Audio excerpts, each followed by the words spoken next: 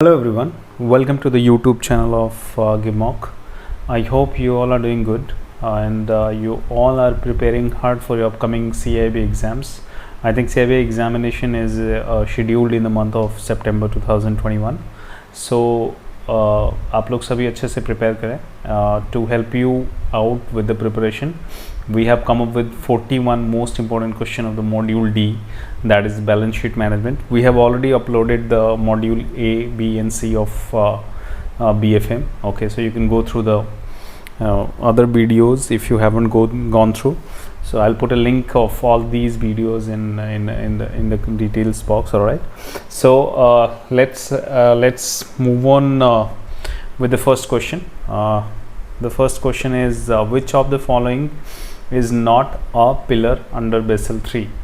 So guys, you can go through the options here. Option A is supervisory review of capital adequacy. Option B is market discipline. Option C is minimum capital requirement, and option D is operational risk management. So guys, the correct answer to this question is option D, that is operational risk management. This is not the part of pillar under Basel III. All right, and other threes are the pillars under the Basel III. All right, so supervisory review of capital adequacy, market discipline and minimum capital requirement, these are the three pillars under the Basel III. So you need to remember that. All right, let's move on to the question number 2. So what will be the risk weight for claims on foreign sovereigns having a Moody's rating, that is B capital and small AA? So BAA in fact. So you can go through the options here, and the correct answer to this question is option B, that is 50%. So guys, I have also given category wise risk weight. What will be the risk weight against the rating by the rating agencies? So you can go through, if you can go through the these tables which I have mentioned here. So as you can see here, Fitch rating, if they provide AAA to any foreign sovereigns, all right, then risk weight will be, risk weightage percentage will be 0. okay. इसी तरह अगर कोई भी Moody's rating या S&P हो गए, Standard and Poor's या Fitch rating, if they provide A rating to any foreign sovereigns, then any claim on that foreign sovereigns will be having a risk weight of 20%. okay. So इसी तरह triple B आने पे 50% है, double B to be आने पे 100% और below B आने पे 150% जो है रिस्क वेट होता है. सो you can go through and remember it. Okay, so let's move on to the question number 3. What will be the risk weight for claims on corporate, AFC and non-banking finance companies, that is infrastructure finance companies with external rating of BB and below? So you can go through the options here. Option A is 30%, option B is 50%, option C is 100% and option D is 150%. So guys, the correct answer to this question is option D, that is 150%. So domestic rating agencies जो हैं, अगर किसी को किसी NBFCs को अगर rate करती हैं AAA, so risk weight percentage will be 20, and अगर वो रेट करती हैं AA, then the risk weight percentage will be 30. If the NBFCs are rated A category, under the A category, so their risk weight percentage will be 50%. So suppose if you are a bank and you are lending to an NBFC that is having the rating of suppose BBB, then the risk weight, what we have, your risk weighted asset for that particular NBFC would be 100%. okay. तो suppose आपने 50 लाख का loan दिया है उस NBFC को और उसका BBB category का रेटिंग है, सो आपको 50 लाख आपका रिस्क वेटेड एसेट हो जाएगा, and on that asset you have to provide the capital. All right, so that is the simple thing you have to remember. So let's move on to question number 4. Which one of the following is not an important parameters that helps in stabilizing the asset and liability management within bank? So you can go through the options here. Option A is maturity profile of FD, option B is net interest margin, option C is net interest income, and option D is economy equity ratio? The correct answer to this question is option A, that is maturity profile of FD. बाकी तीनों जो हैं maturity profile of FD, this is not the important parameter which helps in stabilizing the asset and liability management within a bank. कोई भी bank का जो asset liability management है, ALM जिसको बोलते हैं इन शॉर्ट, उसको स्टेबलाइज करने के लिए जो इम्पोर्टेंट पैरामीटर्स हैं, जो इम्पोर्टेंट पैरामीटर्स काम में आते हैं, ज़रूरी होते हैं, that is net interest margin, net interest income and economy equity ratio. So you need to remember it. Okay, these three things. So guys, let's move on to the question number 5. Which of the following is not a liability for a bank? So you can go through the options here. Quite an easy question for you guys. Attempt कीजिए आप लोग. Okay, as I said in the introduction that you can go ahead and try all the questions and you can comment your scores. आप लोग इसको बनाएं, अपने से खुद से attempt करें before I say the answer, and you can comment your scores below कि 41 questions में से how much you scored. So इससे आप अपना जो है preparation level जो है you can assess that कि कितना prepare कर पाए हैं आप. ओके, ये पूरा revision हो जाएगा आपका. So let's go through the answer. What is the answer of this question? So the answer is option D, that is prepaid expenses, and prepaid expenses is not a liability for a bank. All right. Others are liability for a bank. Any borrowing is a liability, as you know. Other provisions are the liability for a bank, and contingent liability is always a liability when it arises. So let's move on to the question number 6. So which of the following deposit does not fall under the category of demand deposit of a bank? So you can go through the options here. The correct answer to this question is option B, that is a recurring deposit. Recurring deposit is a term deposit, as you all know, but other deposits are savings deposit, and matured fixed deposit also falls under the category of demand deposit. Okay, so you might get confused in the examination that B and C both are both should be the answer, both B and C, but that is not the case. Matured fixed deposit also falls under the category of demand deposit of a bank. Okay. So exam में confuse मत हो जाना, क्योंकि recurring deposit जो है इसमें यही सिर्फ आंसर होगा. Recurring deposit comes under the category of term deposit, not demand deposit. Okay, savings deposit जो है, और मैच्योर, आपको लगेगा कि मैच्योरिटी फिक्स डिपॉजिट जो है, मैच्योर्ड फिक्स डिपॉजिट, ये भी तो टर्म डिपॉजिट के कैटेगरी में आता है, बट नहीं, सिंस ये मैच्योर हो चुका है तो कभी भी बंदा जो है, कस्टमर जो है, आपसे डिमांड कर सकता है. So that comes under the category of demand deposit. Alright, so let's move on to the question number 7.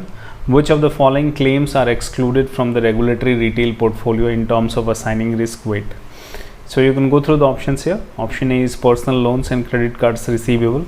Option B is venture capital funds. Option C is loans and advance to banks' own staff which are fully covered by superannuation benefit. And option D is all the above are excluded. So guys, the correct answer to this question is all the above are excluded. So regulatory retail portfolio में ये जो तीनों हैं ऊपर जो आप देख रहे हैं, ये तीनों जो है excluded है, ये नहीं आते हैं. All right. So let's move on to the question number 8. The maximum aggregated retail exposure to one counterpart should not exceed the absolute threshold limit of rupees. So you can go through the options here. I hope you must be knowing the answer. So the answer to this question is option B, that is 7.5 crore. Guys, पहले ये 5 करोड़ था जो aggregated retail exposure to one counter part जो RBI की तरफ से threshold limit decide किया गया था, that is 5 crore. That was 5 crore, but now it has been revised to 7.5 crore. So 7.5 crore जो है एग्रीगेटेड रिटेल एक्सपोजर में मैक्सिमम जो लोन्स आप दे सकते हैं, उसके बाद के लोन्स जो है वो रिटेल एक्सपोजर में नहीं आते हैं. Alright, let's move on to the question number 9. Which of the following promotes short-term resilience of banks to potential liquidity disruption by ensuring that they have sufficient high quality liquid assets to survive on equity stress. So guys, ये काफ़ी important question है from the you can say it's quite technical question also. So you can go through the options here. Options A is NSFR, option B is CAR, option C is LCR, and option D is common equity. So guys, the correct answer to this question is option C, that is LCR, liquidity coverage ratio. Basel under Basel 3, this was introduced. So liquidity coverage ratio, as you can see here, it promotes the short-term resilience of banks to potential liquidity disruption by ensuring that they have sufficient high quality liquid assets.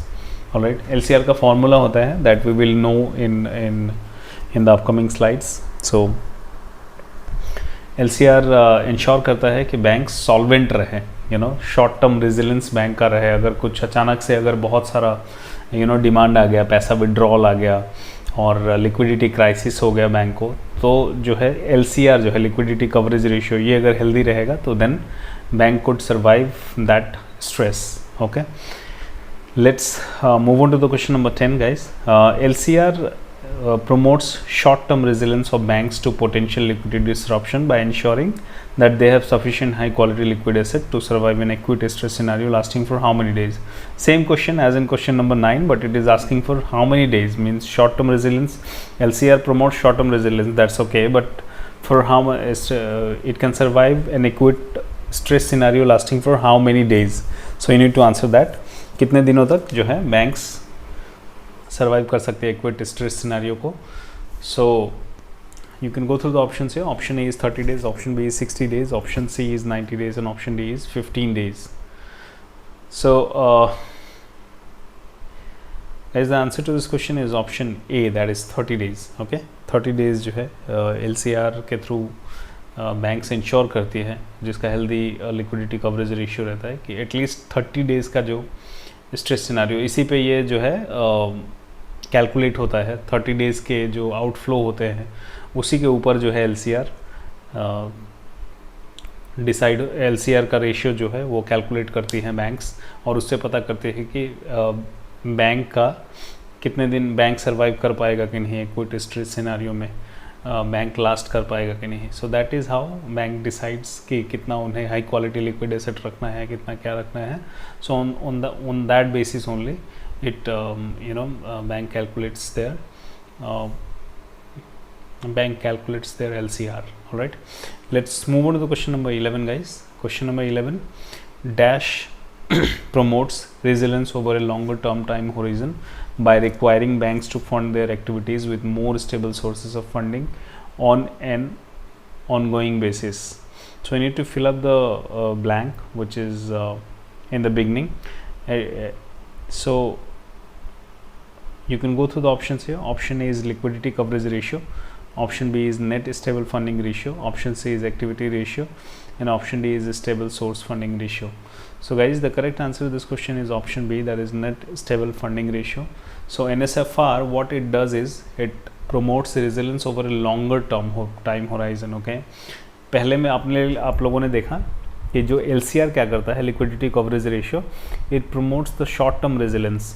Means उसके through आप जान सकते हैं कि short term में bank कितना stress scenario कितने दिन तक लास्ट कर पाएगी एंड ऑल. बट NSFR जो है नेट स्टेबल फंडिंग रेशियो, इसमें लॉन्गर टर्म होराइजन में सेम चीज़ आप बैंक का पता लगा सकते हैं कि ऑनगोइंग बेसिस पे जो है कितना स्टेबल सोर्स है बैंक का फंडिंग के लिए, in case of withdrawal, in case of this stress scenarios. So bank कितना रेजिलेंस है से स्ट्रेस सिनेरियोज के लिए. So on longer term net stable funding ratio देखा जाता है, in short term liquidity coverage ratio देखा जाता है. Alright, so guys let's move on to the question number 12. The net stable funding ratio should B equal to at least how much percentage on ongoing basis. So you can go through the options here. Option A is 50%, option B is 20%, option C is 150%, and option D is 100%. So guys, the correct answer to this question is option D, that is 100%. Okay, so net stable funding ratio जो है at least 100% होना चाहिए on ongoing basis. All right, So let's move on to the question number 13. Case study type का है. So as you can go through the question, the famous ABC Bank is having total high quality liquid assets for the amount of rupees 600 crore and total net cash outflows over the next 30 calendar days expected to be 500 crore. What is the liquidity coverage ratio of the ABC Bank? Guys liquidity coverage ratio के बारे में हम लोगों ने already पढ़ लिया है कि क्या होता है ये. Now it is asking for what is the liquidity coverage ratio for the ABC bank. Everything is given here. High quality liquid asset amount is given here and total net cash outflows over the next 30 calendar days. what will be the expected outflow for the next 30 calendar days? It is also given by the ABC Bank. All right. So guys, it's a simple formula. LCR formula is high quality liquid asset upon total expected cash outflow over the next 30 calendar days. So if you put high quality liquid asset 600 upon 500, then it comes to 120. So liquidity coverage ratio is 120. So that is the option B. All right. I hope LCR, it must be clear to you that what is LCR, liquidity coverage ratio, and how it gets calculated. So whenever whenever you face these kind of question, you can easily solve that question. All right. So guys, let's move on to the question number 14. Under the basic indicator approach, banks are required to hold capital for operational risk equal to dash percentage of positive annual gross income for last 3 years. So you can go through the option here. So इसमें simply पूछा गया है कि basic indicator approach में banks कितना capital required है last जो है एनुअल ग्रॉस इनकम का कितना परसेंटेज ऑपरेशनल रिस्क के लिए कैपिटल होल्ड करके रखना पड़ता है. सो लास्ट 3 इयर्स का पूछा गया है. लास्ट 3 इयर्स का positive annual gross income for last 3 years का कितना परसेंटेज जो है बैंक्स को कैपिटल रखना पड़ता है साइड करके ऑपरेशनल रिस्क के लिए.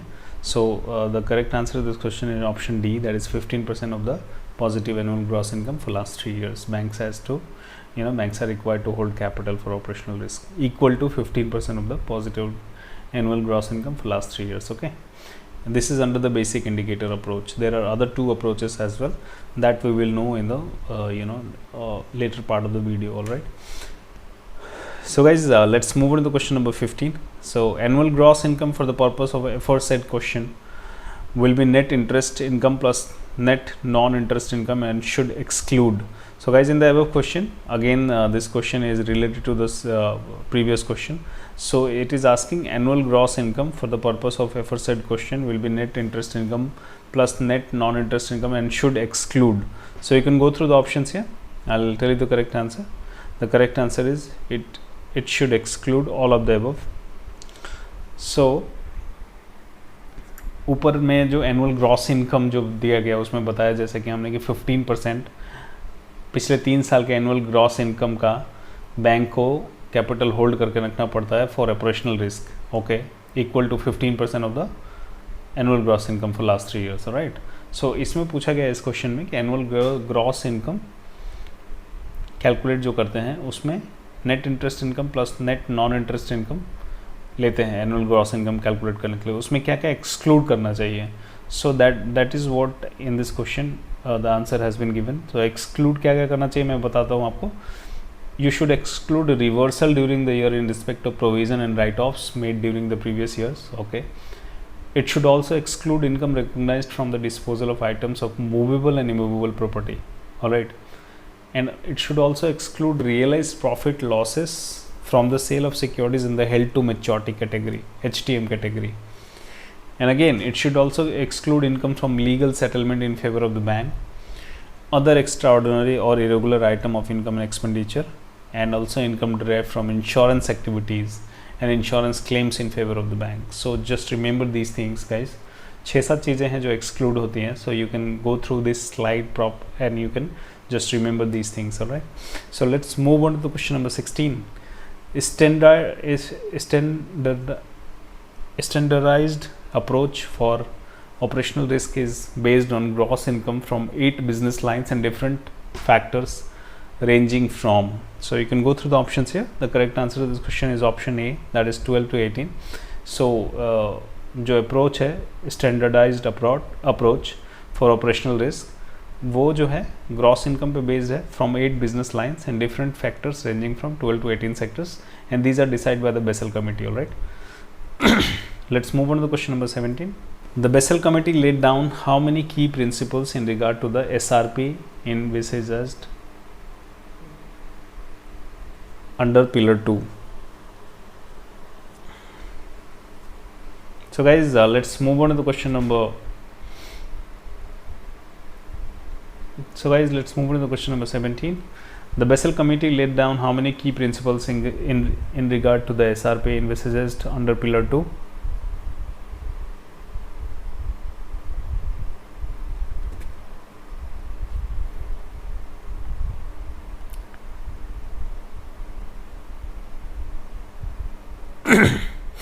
So guys, let's move on to the question number 17. The Bessel Committee laid down how many key principles in regard to the SRP under Pillar 2. So you can go through the options here. Option A is 5, option B is 3, option C is 4, option D is 6. So guys, the correct answer to this question is option C, that is 4.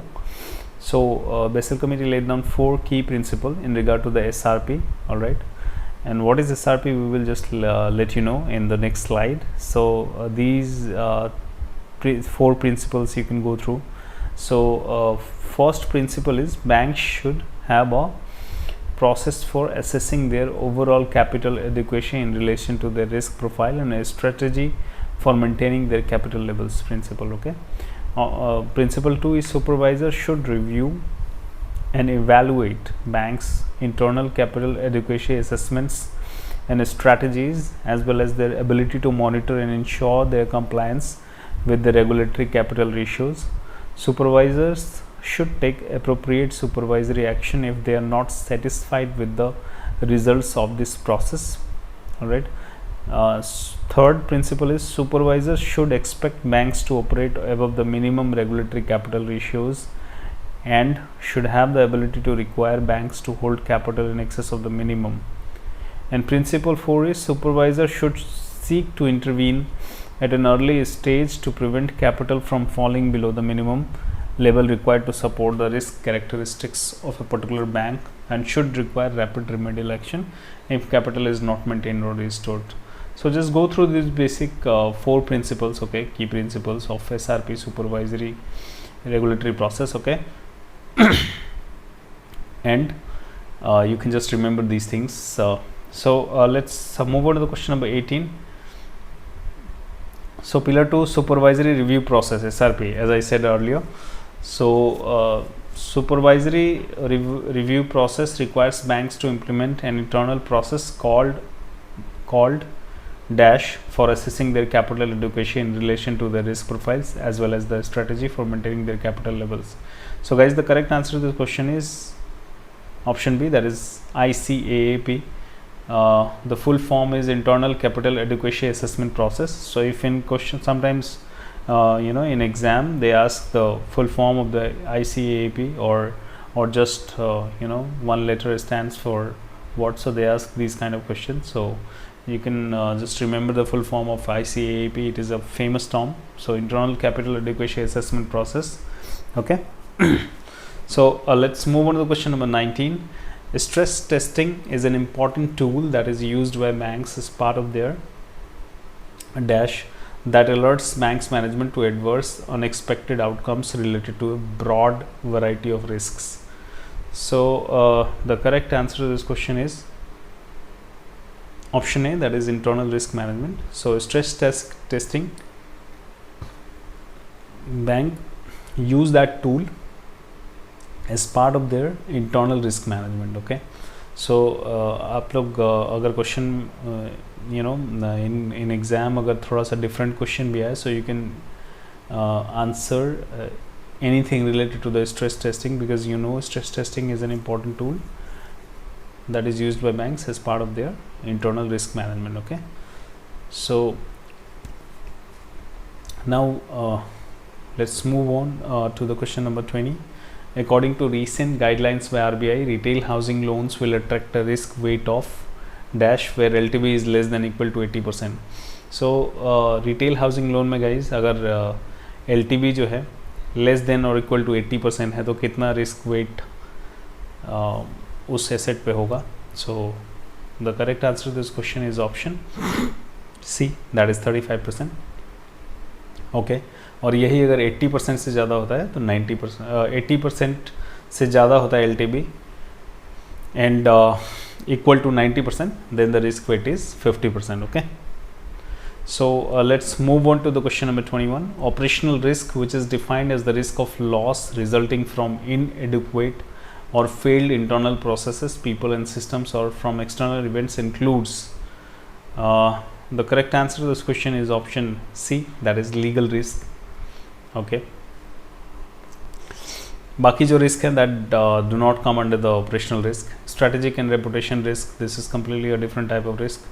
Option B, that is market risk, and this doesn't come under the operational risk. Market risk is a different risk. Okay, so only the legal risk that comes under the operational risk, which is defined as the risk of loss resulting from inadequate or failed internal processes. All right, so let's move on to the question number 22. Which of the following methods is not used for measuring capital charge for operational risk?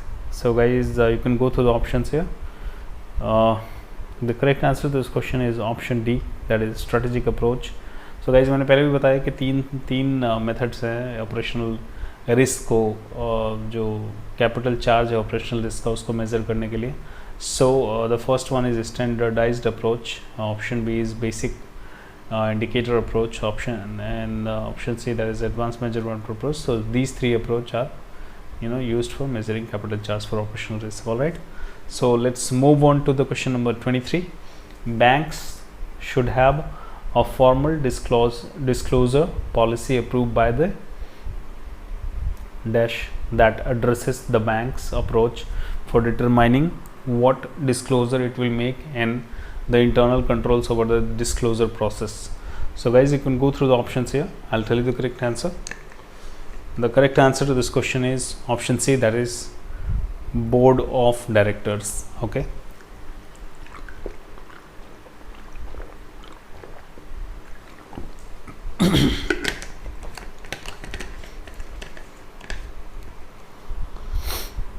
so guys, let's move on to the question number 24.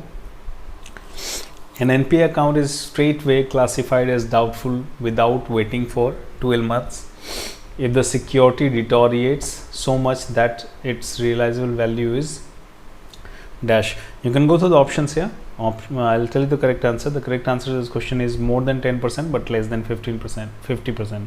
So guys, any NPA account, it will be straightway classified as doubtful if the realizable value of the security is more than 10% but less than 50%. Okay, so just remember that.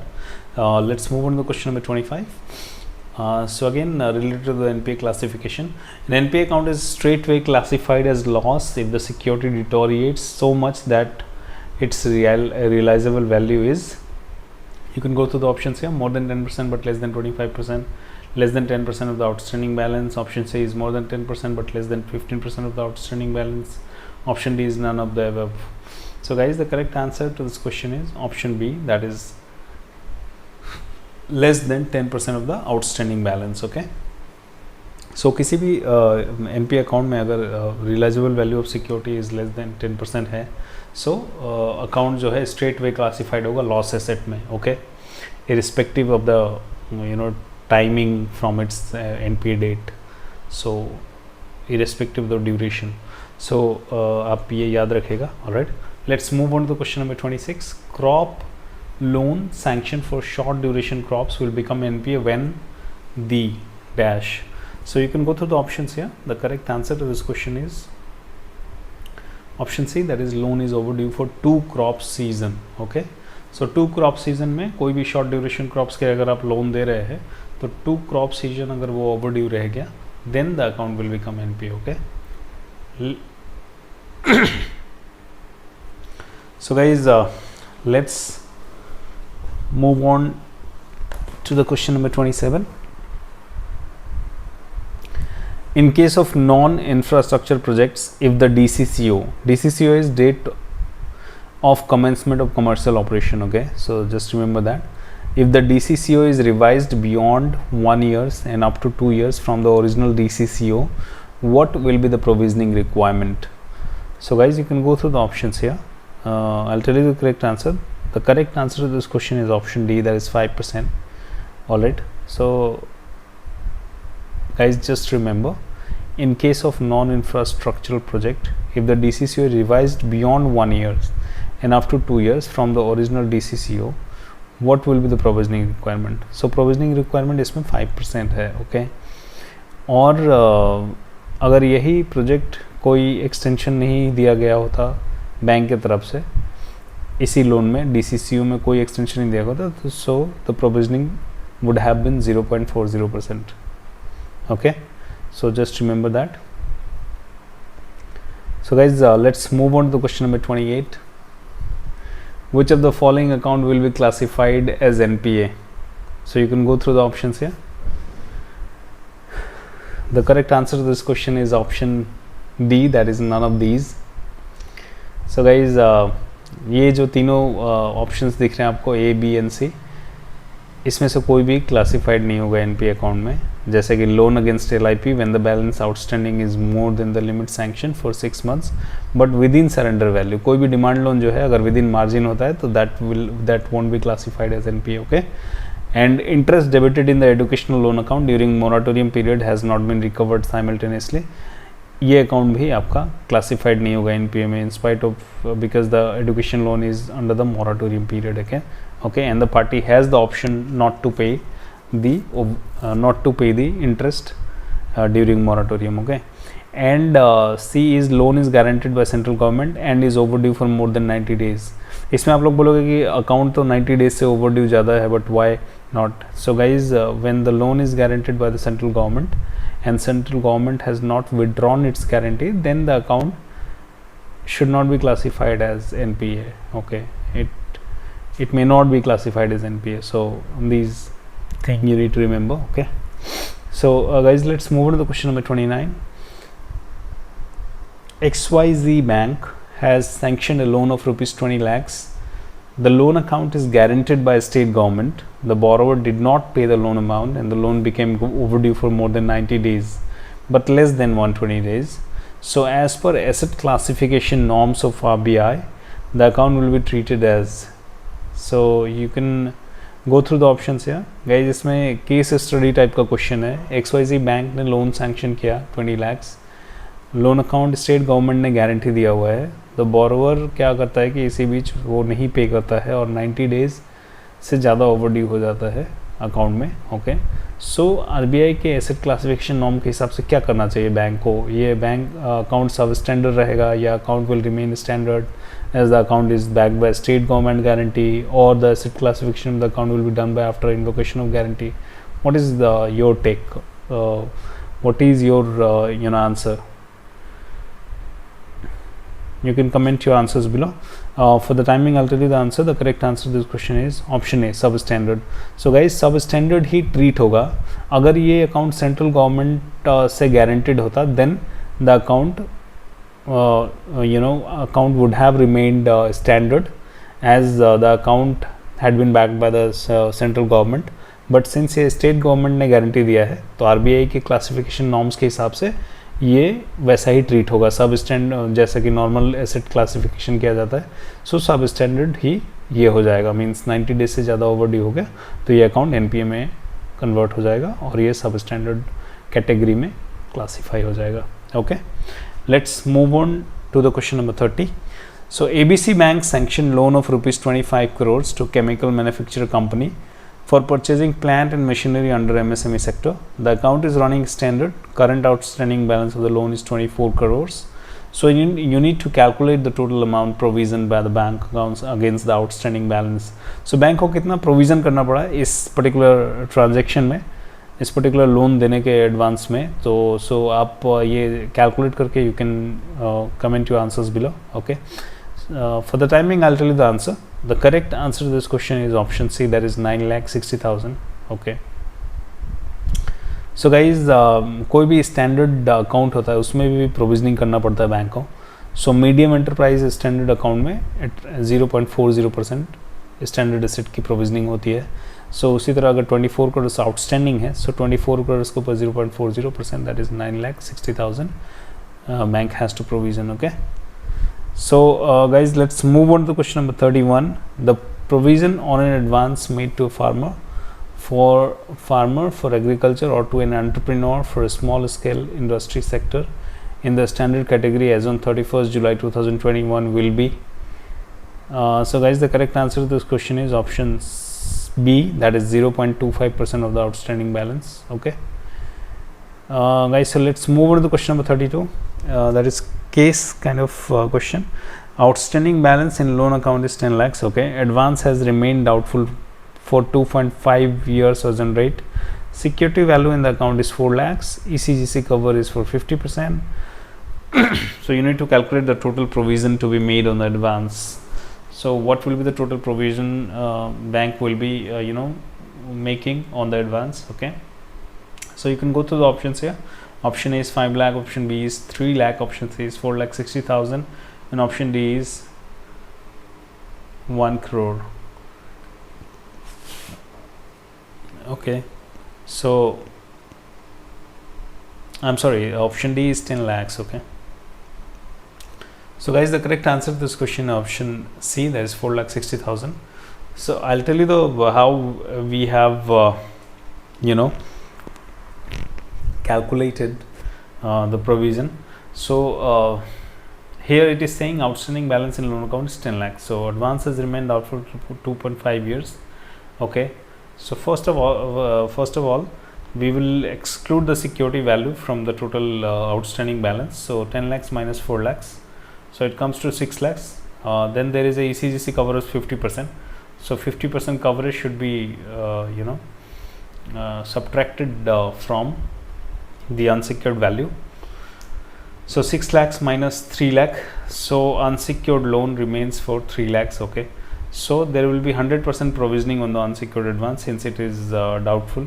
So 3 lakh and plus 40% on the secured value. So secured value is 4 lakh. So 40% of 4 lakh is 1,60,000 and 3 lakh. So 3 lakh plus 1,60,000 is 4,60,000. Okay, I hope you understood this thing. All right. So guys, we will move on to the question number 33. And guys, I just wanted to let you know, if if you want case study videos particularly dedicated to the case studies on this topic, on the topic of balance sheet management or the provisioning norms or any other topic case study, then you can just comment for the video. We will come up with a fresh video on case study only. Okay, so let's move on to the question number 33. Which of the following is correct regarding provision on a standard asset in the following categories? So you can go through the options here. Option A is commercial real estate, 1% of the outstanding balance. Option B is housing loan more than 30 lakh, 1% of the outstanding balance. Option C is capital market exposure, 2% of the outstanding balance, and option D is both A and B. So guys, the correct answer to the question is option A, that is commercial real estate, 1% of the outstanding balance. यही सही है correct regarding provision. अगर provision on standard asset की बात करें तो commercial real estate कोई भी स्टैंडर्ड अकाउंट भी होगा तो उसमें 1% की प्रोविजनिंग करनी पड़ती है बैंक को. Okay, so guys, let's move on to the question number 34. An advance of rupees 4,90,000 has been declared substandard on 31st/12/2020. Okay, it is covered by securities with realizable value of 3,20,000. So total provision in the account as on 31st July will amount. So guys, इसमें आप simple सा जो है formula लगा सकते हैं जो provisioning का है, कितना प्रोविजन करना पड़ता है बैंक को सब स्टैंडर्ड अकाउंट में. सो that is 15%. So total advance कितने का है? 4,90,000 का. सो 4,90,000 का 15% होगा 73,500. So A is the answer. All right. So guys, let's move on to question number 35. The banks are required to make a general provision for standard assets other than for direct advance to agriculture and SME, commercial real estate and loans at teaser rate at the rate of. So guys, the correct answer to this question is option B, 0.40%. So banks कोई भी जो apart from agriculture and SME commercial real estate है, उसमें जो standard asset पे provisioning होती है, that is 0.40%. Okay. Apart from these things, as you can say, apart from agriculture and SME commercial real estate and loans and teaser rate, all other advances attracts the provisioning of 0.40%. okay. Agriculture and SME में provisioning होता है 0.25%, commercial real estate में provisioning होता है 1%. so just remember that. okay. standard asset की बात कर रहा हूँ मैं. alright. So guys, let's move on to the question number 36. What is the concept of economic value added? So you can go through the options here. The correct answer to this question is option D, that is all of these. So let's move on to the question 37. What is market value added? So guys, the correct answer to this question is option D, all the above. Again, so let's move on to the question 38. Guys, it is a case study type of question. I'll read out the question for you, quite a long question here. So guys, ABC Banks has provided following information about an NPA account as on March 31st, 2021. Okay. Total loans rupees 50,000 crore. Standard account rupees 48,000 crore, which includes SME loans of rupees 8,000 crore and medium enterprise loan of rupees 4,000 crore. Substandard loan is rupees 800 crore, out of which unsecured substandard is rupees 200 crore. Doubtful loans are up to 1 year is 800 crore. Doubtful above 1 year and up to 3 years is rupees 200 crore. And doubtful above 3 years is rupees 100 crore and loss account is rupees 100 crore. So all doubtful loans are fully secured, just assume that. okay. So what is the provision on a standard account? The first question is, what is the provision on a standard account?